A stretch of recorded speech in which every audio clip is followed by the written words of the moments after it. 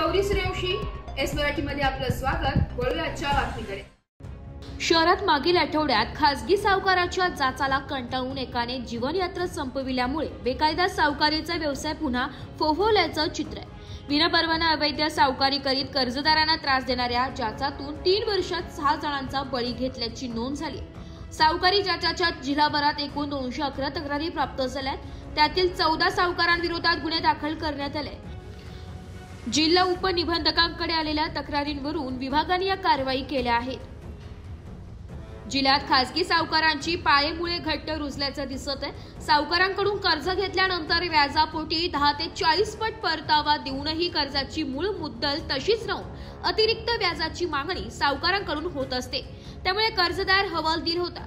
त्यातच काही सावकारी दमदाटी करून कर्जदारांकडील मालमत्ता परस्पर विक्री करून किंवा स्वतःच्या नावे करत असल्याचे प्रकार समोर आले, तर काही सावकारांकडून महिलांवर अत्याचार होत असल्याच्या तक्रारी होतात।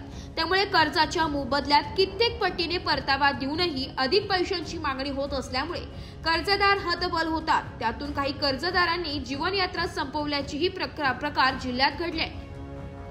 सावकारांच्या मनमानी पद्धतीला वेसन घालण्यासाठी उपनिबंधक कार्यालयामार्फत नोंदणीकृत सावकारांच्या आर्थिक व्यवहारांची नियमित तपासणी केली जाते। नोंदणीकृत किंवा अवैध सावकारी करणाऱ्यांविरोधात तक्रार असल्यास उपनिबंधक कार्यालयामार्फत संबंधितांवर कारवाई केली जाते। त्यात सावकारांनी कर्जदारांच्या स्थावर मालमत्तांवर मालकी हक्क सांगितल्यास किंवा मालमत्तांचा व्यवहार केल्यास उपनिबंधक कार्यालयाकडून शहानिशा करून कारवाई केली जाते। नोंदणी असलेल्या सावकारांना दिलेल्या परवान्यानुसार त्यांना त्यांच्या कार्यक्षेत्रातच सावकारी करता येते। मात्र अनेक सावकार कार्यक्षेत्राबाहेर कर्ज वाटप करत असल्याचे आढळल्याने त्यांच्यावर याआधी कारवाई करण्यात आलेली आहे। त्याचप्रमाणे दुसऱ्यांच्या परवान्यावर सावकारी करणे, नियमबाह्य व्याजदर लावणे, नियमबाह्य मालमत्ता गहाण ठेवल्याचाही सावकारांवर कारवाई केली जाते। सावकारी व्यवसाय करण्यासाठी उपनिबंधक कार्यालयाकडे नोंद आवश्यक असते।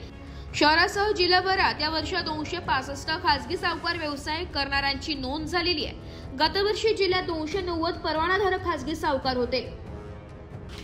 वृत्तसंकलन विभाग, एस मराठी न्यूज, नाशिक। अशाच नवीन ताज्या घडामोडी जाणून घेण्यासाठी आमच्या एस मराठी न्यूज चॅनलला लाईक करा, शेअर करा, सबस्क्राइब करा आणि बेल आयकॉनला क्लिक करायला विसरू नका।